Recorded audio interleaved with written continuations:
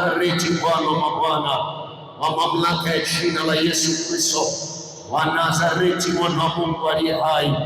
Wewe ndiye Mungu Jehova, wewe ndiye Mungu mfalme wa mbingu na nchi.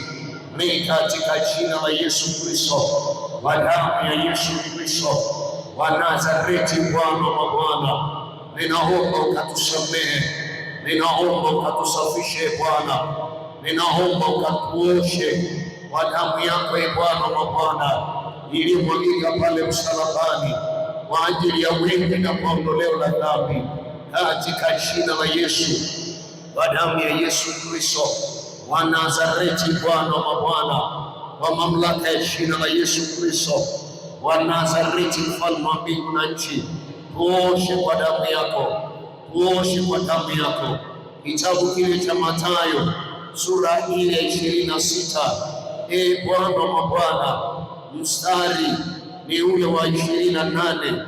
Biblia inasema, kwa maana hii ndio damu yangu ya agano imwagikayo kwa ajili ya wengi, maondoleo la dhambi. Tuoshe kwa damu yako ya thamani, tuoshe kwa damu yako ya Bwana iliyomwagika pale msalabani kwa ajili ya wengi, kwa ondoleo la dhambi, katika jina la Yesu, kwa damu ya Yesu Kristo wa Nazareti, Bwana wa mabwana, kwa mamlaka ya jina la Yesu Kristo wa Nazareti, mwana wa Mungu aliye hai, kwa mamlaka ya jina la Yesu Kristo wa Nazareti, mfalme wa mbingu na nchi. Mungu mwema na Baba mwaminifu, tunaendelea kujinyenyekesha mbele zako Bwana wa mabwana, tukiomba kumbuka rehema na neema. Tunaomba kumbuka rehema zako na neema yako Bwana wa mabwana, katika jina la Yesu Kristo, kwa damu ya Yesu Kristo wa Nazareti, Bwana wa mabwana, kwa mamlaka ya jina la Yesu Kristo wa Nazareti, mwana wa Mungu aliye hai, kumbuka rehema na neema. Yesu wa Nazareti, kumbuka neema na rehema kwa jina la Yesu Kristo wa Nazareti, Bwana wa mabwana, kwa mamlaka ya jina la Yesu Kristo wa Nazareti, mwana wa Mungu aliye hai. Wewe ni Mungu Jehova unayetusamehe dhambi, wewe ni Mungu mfalme unayetufutia makosa. Tunaomba utufutie makosa asubuhi ya leo kwa jina la Yesu, kwa damu ya Yesu Kristo wa Nazareti, Bwana wa mabwana, kwa mamlaka ya jina la Yesu Kristo wa Nazareti, kwa mamlaka ya jina la Yesu Kristo wa Nazareti, Bwana wa mabwana, kumbuka neema yako na rehema zako Bwana, ni katika jina la Yesu, kwa damu ya Yesu Kristo wa Nazareti, Bwana wa mabwana. Kitabu kile cha Maombolezo sura ile ya 5 mstari ule wa 7, Biblia inasema, baba zetu walitenda dhambi Bwana hata hawapo, na sisi tumeyachukua maovu yao. Bwana wa mabwana, umeyachukua maovu yao. Tunaomba rehema na neema katika jina la Yesu, kwa damu ya Yesu Kristo wa Nazareti, Bwana wa mabwana, kwa mamlaka ya jina la Yesu Kristo wa Nazareti, mwana wa Mungu aliye hai. Wewe ni Mungu Jehova, wewe ni Mungu mfalme wa mbingu na nchi. Tunaiomba hiyo neema yako katika jina la Yesu, kwa damu ya Yesu Kristo wa Nazareti, Bwana wa mabwana. Watu wanatutawala, hakuna mtu wa kutuokoa na mikono yao.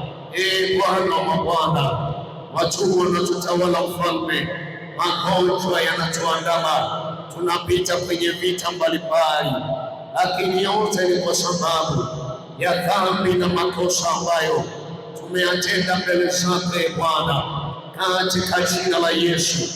Tazama kina baba mahali hapa, tazama kina mama, tazama vijana wa kike na wa kiume Bwana wa Bwana, kila mmoja yuko mbele zako Mungu wa Ibrahimu, Isaka na Yakobo, anaomboleza mbele zako Bwana. Tunaomba hiyo neema yako katika jina la Yesu, kwa damu ya Yesu Kristo wa Nazareti, Bwana wa mabwana, kwa mamlaka ya jina la Yesu Kristo wa Nazareti, mwana wa Mungu aliye hai. Wewe ni Mungu Jehova, wala hapana kama mfalme wa ufalme. Jehova, kitabu kile cha Mithali sura ile 28 mstari ule wa 13, Biblia inasema yeye aungamaye dhambi yake atasamehewa, bali yeye afichaye hatapata rehema. Nasi asubuhi ya leo tumeungama mbele zako Bwana, dhambi zetu, uovu wetu na makosa yetu Bwana ambayo tumeyatenda mbele zako, ni katika jina la Yesu, kwa damu ya Yesu Kristo wa Nazareti. Baba, tumeomba tukiamini ya kwamba mfalme mwema umekwenda kutusikia vyema watoto wako. Mwamba wa kale wakoni tajificha, majina damu yako toka mbavuni mwako, ziwe dawa ya dhambi, utakasa mioyo, si kazi ya mikono iletayo wokovu, nikifanya na bidii, nikitoa machozi, siwezi kujiosha, unioshe wewe tu. Kanisa la Mungu, Bwana wetu Yesu Kristo asifiwe. Kitabu kile cha Ezekiel sura ile ya 37 mstari ule wa 3 na kuendelea. Kitabu kile cha Ezekiel sura ya 37 mstari ni ule wa 3 na kuendelea. Neno la Mungu linasema, akaniambia, mwanadamu, je, mifupa hii yaweza kuishi? Nami nikajibu, Bwana Mungu, wajua wewe. Akaniambia tena, toa unabii juu ya mifupa hii, uiambie, enyi mifupa mikavu, lisikie neno la Bwana. Bwana Mungu aiambia mifupa hii maneno haya, tazama, nitatia pumzi ndani yenu, nanyi mtaishi. Nami nitatia mifupa juu yenu, nami nitaleta nyama iwe juu yenu, na kuwafunika ngozi, na kutia pumzi ndani yenu, nanyi mtaishi, nanyi mtajua ya kuwa mimi ndimi Bwana. Mimi ndimi Bwana. Sema, kwa jina la Yesu na kwa damu ya Yesu, kwa jina la Yesu na kwa damu ya Yesu, asubuhi ya leo ninakataa roho ya ukame kwenye maisha yangu, roho ya ukavu kwenye maisha yangu, kwa jina la Yesu na kwa damu ya Yesu. Ninakataa roho ya ukame kazini kwangu, ninakataa roho ya ukame kwenye maisha yangu, ninakataa roho ya ukame kwenye biashara yangu, kwa damu ya Yesu na kwa jina la Yesu. Bwana Yesu, ninasimama sawasawa na neno lako kwenye kitabu cha Ezekiel 37 mstari wa 4. Akaniambia, toa unabii juu ya mifupa hii. Nami asubuhi ya leo ninatoa unabii kwenye ile biashara kwa jina la Yesu. Ninatoa unabii kwenye ile ndoa kwa damu ya Yesu. Ninatoa unabii kwenye ile kazi kwa damu ya Yesu, kwa damu ya Yesu. Inawezekana kuna mauti ilitamkwa kwenye ile ndoa, na tabiri asubuhi ya leo uzima kwenye ile ndoa. Inawezekana, inawezekana walitamka mauti kwenye ile kazi, wakatamka mauti kwenye elimu yangu. Asubuhi ya leo ninatoa unabii kwa jina la Yesu, ninatabiria kuinuka tena, ninatabiria kuwa hai tena kwa jina la Yesu, kwa damu ya Yesu, kwa jina la Yesu na kwa damu ya Yesu, kwa jina la Yesu. Natabiri uzima asubuhi ya leo, natabiri uzima asubuhi ya leo kwa jina la Yesu, kwa jina la Yesu, kwa damu ya mwana kondoo. Ardhi andika, ardhi andika, sintawezwa na hiyo mauti walionitabiria, walionitamkia, kwa jina la Yesu na kwa damu ya Yesu, kwa jina la Yesu na kwa damu ya Yesu. Bwana Yesu asifiwe. Bwana Yesu asifiwe. Inawezekana kwenye maisha yako kuna watu wametabiri nini? Wametabiri mauti. Angalia kitu Biblia inasema. Sasa hivi vitu sio vitu vya mwilini, mara nyingi huwa napenda kusema. Mara nyingi huwa napenda kusema ni vitu vya rohoni. Na ukivitazama mwilini unaweza usinielewe. Ngoja kidogo nikufafanulie. Tulia kidogo nikufafanulie. Kaa kidogo ili nikufafanulie. Kwenye mstari wa kwanza, kwenye ule mstari wa kwanza kitabu cha Ezekiel, kaa kidogo. Ezekiel 37 mstari wa kwanza anasema mkono wa Bwana ulikuwa juu yangu, naye akanichukua nje katika roho ya Bwana, naye akanichukua nje katika roho ya Bwana, akaniweka chini katikati ya bonde, nalo limejaa mifupa. Sasa kuna kitu nataka ukione hapo. Akanichukua nje katika roho, katika roho. Maana yake asingechukuliwa nje katika roho, asingeona hii mifupa mikavu. Lakini alipochukuliwa nje katika roho ya Bwana, maandiko anasema akaiona mifupa mikavu. Tena anasema nikaiona mifupa mikavu mingi sana. Sasa ni nini nataka nikiseme hapa? Nataka niseme hivi. Unapokuwa mtu wa rohoni, hata tunapoingia kwenye haya maombi, tunapomwambia Mungu tunakataa ukame kwenye zile ndoa zetu, kuna vitu utakuwa unaviona kwenye ulimwengu wa kiroho. Kuna vitu utakuwa unaviona kwenye ulimwengu wa kiroho. Jana nikasema kuna vitu vinavyotuletea ukame kwenye maisha yetu. Kuna vitu vinavyotuletea ukavu kwenye maisha yetu. Wakati mwingine nikasema mizimu ya kifamilia, mizimu ya kifamilia huwa na yenyewe ni sababu ya sisi kuletewa nini? Ukame. Okay. Kitabu kile cha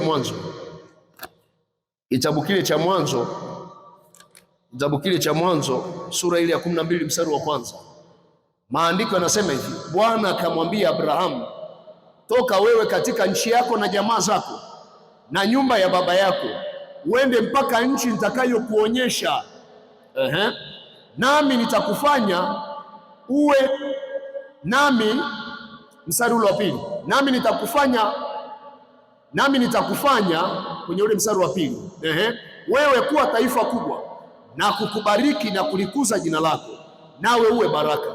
Mstari wa tatu, nami nitawabariki wakubarikiwa, naye akulaanie nitamlaani, na katika wewe jamaa zote za dunia watabarikiwa. Twende mstari wa 14, Mwanzo 12 mstari wa 14. Basi ikawa Abrahamu alipofika Misri, Wamisri wakamwona huyo mwanamke ya kwamba yeye ni mzuri sana. Wakuu wa Farao wakamwona, wakamsifu kwa Farao. Basi yule mwanamke akachukuliwa nyumbani mwa Farao. Mstari wa 13 ndio pointi yangu ilipo. Tafadhali useme. Sasa Abrahamu anamwambia Sara mke wake, tafadhali useme, wewe ndugu yangu, iwe heri kwangu kwa ajili yako, na nafsi yangu iishi kwa ajili yako. Mungu anazungumza na Ibrahimu. Mungu anasema na Ibrahimu Kwa lugha nyingine, Ibrahimu amempa Yesu maisha yake. Tunaenda pamoja? Lakini anafika mahali, ukisoma vizuri utapata concept nzuri kuanzia mstari wa 10. Anafika mahali anamwambia mke wake, sema uongo, sema wewe ni ndugu yangu, usiseme wewe ni mke. Ili nini? Ukisema ni mke, kuna mauti hapa, nitauawa. Okay, mwisho wa siku anasema huyu ni ndugu yangu, lakini mwisho inakuja kugundulika sio ndugu, ni mke. Sasa ukienda kwenye kitabu cha Mwanzo sura ile ya 17 mstari wa kwanza, anasema Abrahamu alipokuwa mtu wa miaka 99, Bwana akamtokea Abrahamu akamwambia, mimi ni Mungu Mwenyezi, uende mbele yangu ukawe mkamilifu, nami nitafanya agano langu kati ya mimi na wewe, nami nitakuzidisha sana sana. Abrahamu akaanguka kifudifudi. Mungu akamwambia akasema, mimi agano langu nimefanya nawe utakuwa baba wa mataifa mengi, wala jina lako utaitwa tena Abrahamu, lakini jina lako litakuwa Ibrahimu, kwani nimekuweka uwe baba wa mataifa mengi. Hapo kilichokuwa kimemkamata Ibrahim au kimekamata nafsi ya Ibrahim, bado hajatoka kule kwenye ile asili au miungu ya kwao, ni lile jina Abrahamu. Kilichokuwa kimeachilia ukame kwa Ibrahim ni jina Abrahamu. Si kama naeleweka? Si kama mnanielewa. Jina Abrahamu liliachilia ukame, lilikamata mpaka uzao. Sasa ili Abrahamu azidishwe sana, anaachiliwa kitu kinachoitwa jina Abrahamu. Utatoka hapo utaenda kwenye Ibrahimu. Ukiendelea kusoma hapa chini kwenye mstari wa 15, Mungu akamwambia Ibrahimu, Sarai mkeo utamwita jina lake Sarai, kwa kuwa jina lake litakuwa Sara. Jina Abrahamu halijabeba ubaba.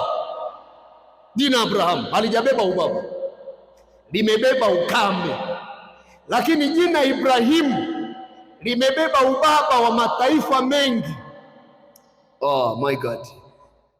Jina Sarai limebeba ukame, lakini jina Sara limebeba baraka za Mungu. Anasema hivi, Mungu akamwambia Ibrahimu, Sarai mkeo hutamwita jina lake Sarai, kwa kuwa jina lake litakuwa Sara, nami nitambariki. Maanake ndani ya jina Sara nimeachilia baraka. Jina alilompa kule kwao Sarai halina baraka, limebeba ukame.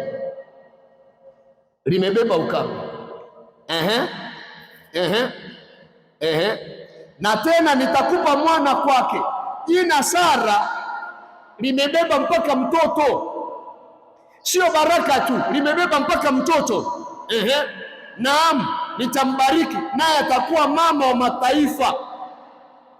Hilo jina hilo limebeba mpaka mataifa, jina Sara. Lakini jina Sara limebeba mpaka wafalme wa kabila za watu. Jamaa, tunaenda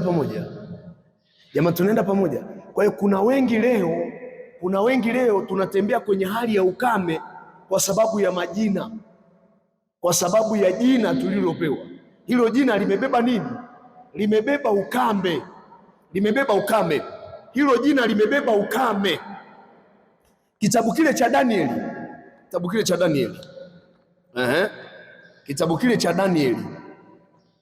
nenda kwenye kile kitabu cha Danieli. Kitabu kile cha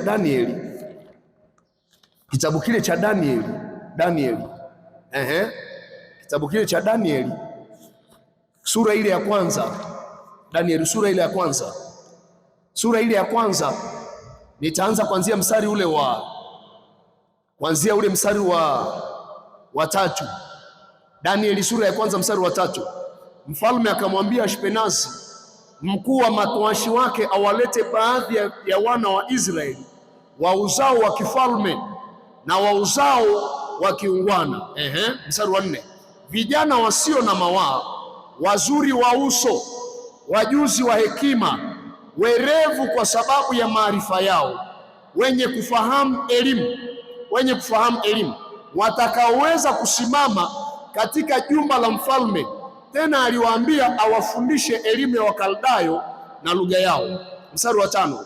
Huyo mfalme akawaagizia posho ya chakula cha mfalme na ya divai aliyokunywa, akawaagizia walishwe hivyo muda wa miaka 3, ili kwamba hatimaye wasimame mbele ya mfalme. Angalia mstari wa 6. Basi katika hao walikuwapo baadhi ya wana wa Yuda, Danieli na Hanania na Mishaeli na Azaria. Sikiliza hayo majina. Basi katika hao walikuwapo baadhi ya wana wa Yuda, mmoja aliitwa Danieli, wa pili akaitwa Hanania, wa tatu akaitwa Mishaeli, na wa nne akaitwa Azaria. Sasa mstari wa 7, ili hawa watu mfalme amesema natakiwa niwafundishe elimu ya kwetu, halafu wanatakiwa wale chakula cha kwetu ili waweze kuendana na sisi. Angalia anachokifanya mkuu wa matowashi kwenye ule mstari wa 7. Mkuu wa matowashi akawapa majina. Alimwita Danieli Belteshaza, na Hanania akamwita Shadraki, na Mishaeli akamwita Meshaki, na Azaria akamwita Abednego. Lakini Danieli aliazimu moyoni mwake ya kuwa hatajitia unajisi kwa chakula cha kifalme wala kwa divai aliyokunywa. Basi akamwomba yule mkuu wa matowashi ampe ruhusa asijitie unajisi, maana alijua haya majina tuliyopewa, Meshaki, Belteshaza, Shedraki, siwi na Abednego, haya majina yamebeba unajisi, haya majina yamebeba ukame wa kiroho. Mimi Danieli sintaona vile vitu ambavyo Mungu alikuwa anataka nivione kwenye ulimwengu wa kiroho. Akaazimu moyoni mwake, sintajitia nini? Sintajitia unajisi. Sasa kuna jina gani ambalo watu wamekupa chini ya hili jua? Chini ya hili jua kuna watu wengine wameitwa, mfano majina gani? Yaani ulipoingia kazini unaitwa jina lako nani? Esther. Alafu ulipoingia pale kazini wamekupa jina lingine. Jina gani? Cha utundu. Wamekupa jina gani pale kazini? Simseme majina mliopewa kazini.